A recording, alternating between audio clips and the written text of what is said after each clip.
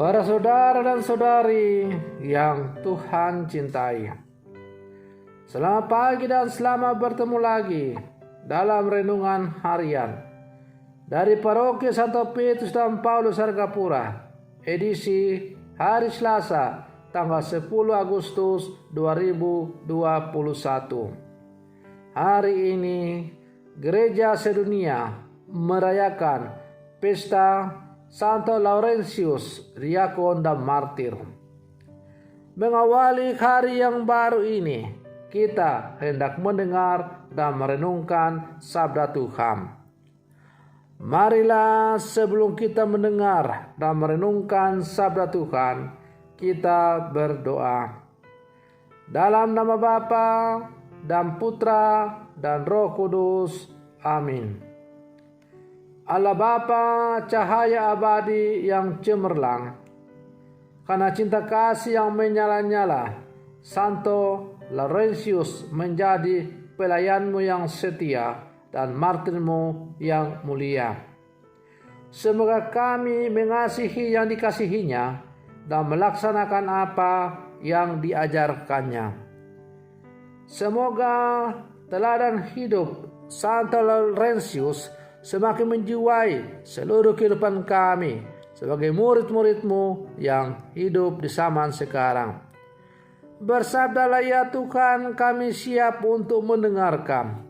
Semoga sabda-Mu yang hendak kami dengar dan kami renungkan untuk mengawali hari yang baru ini semakin mengarahkan kami kepadamu seturut teladan martir-Mu Santo Laurentius.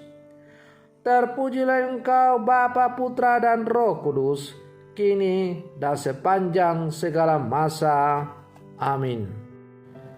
Para saudara dan saudari yang Tuhan cintai, sabda Tuhan yang hendak kita dengar dan kita renungkan untuk mengawali hari yang baru ini diambil dari Injil Yohanes pasal 12 ayat 24 sampai 26. Tuhan bersamamu. Inilah Injil suci menurut Yohanes. Menjelang akhir hidupnya, Yesus berkata kepada murid-muridnya, "Jikalau biji gandum tidak jatuh ke dalam tanah dan mati, ia tetap satu biji saja. Tetapi jika mati, ia akan menghasilkan banyak buah. Barang siapa mencintai nyawanya, ia akan kehilangan nyawanya. Tetapi barang siapa tidak mencintai nyawanya di dunia ini, ia akan memeliharanya untuk hidup yang kekal. Barang siapa melayani aku, ia harus mengikuti aku. Dan di mana aku berada, di situ pun pelayanku akan berada. Barang siapa melayani aku, ia akan dihormati Bapa." Demikianlah sabda Tuhan. Para saudara dan saudari yang Tuhan cintai, barang siapa mencintai nyawanya, ia akan kehilangan nyawanya. Tetapi barang siapa tidak mencintai nyawanya di dunia ini, ia akan memeliharanya untuk hidup yang kekal. Pernyataan Yesus hendak menegaskan pengorbanan dan pemberian dirinya demi keselamatan manusia, sebagaimana kita dengar dalam bacaan Injil tadi.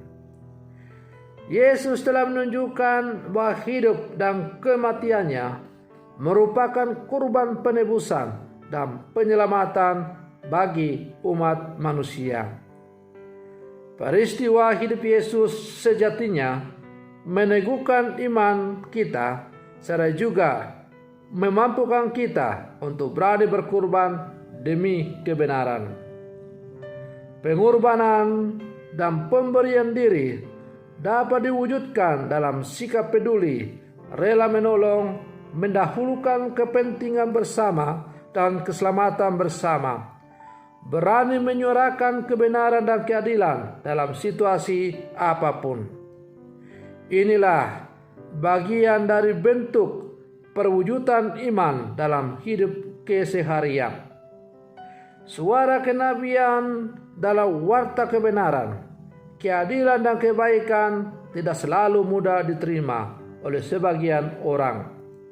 Apapun risiko dan konsekuensinya, iman akan Yesus mesti menyala dalam sikap hidup dan tindakan yang nyata.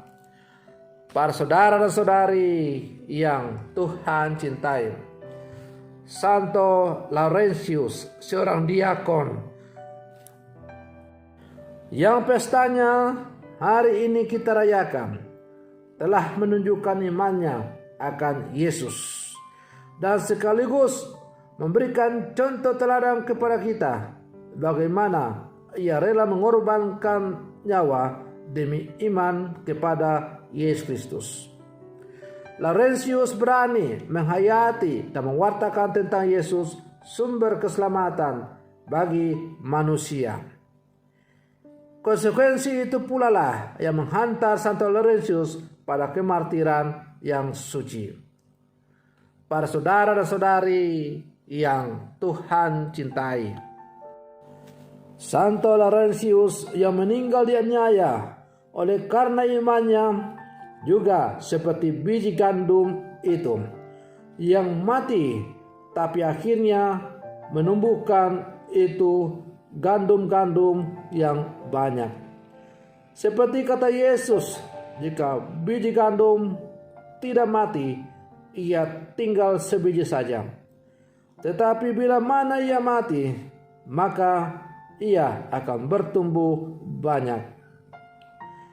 Kesaksian iman dari Laurentius telah menumbuhkan iman berlipat ganda di Roma pada abad ke-3.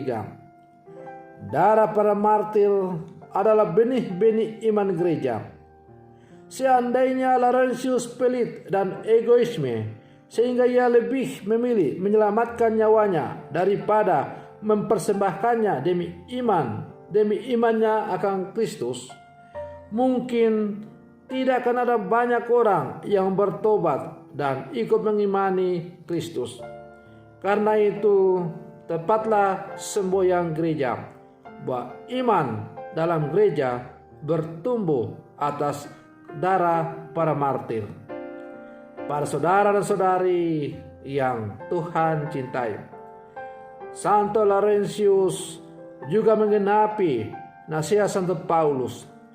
Orang yang menabur sedikit akan menuai sedikit juga, dan orang yang menabur banyak akan menuai banyak juga.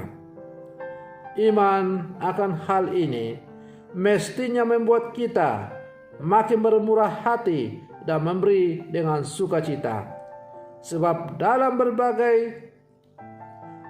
berbagi secara murah hati tanpa takut rugi atau kehilangan diri sendiri, kasih terwujud serta menghasilkan buah berlimpah.